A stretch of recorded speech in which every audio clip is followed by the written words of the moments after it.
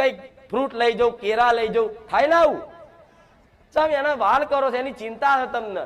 તો તમને આવી ચિંતા હોવી જોઈએ તમારી માતાની કે આજે અમે બહારગામ જ્યાં છે લગ્નમાં, હારી મારી માતાનું રોજ ભોણું ધરાવું છું, પણ હારું આ લગ્નમાં જમવા જવાનું તો હારી મારી માતાને ભૂખ નહીં લાગી હોય?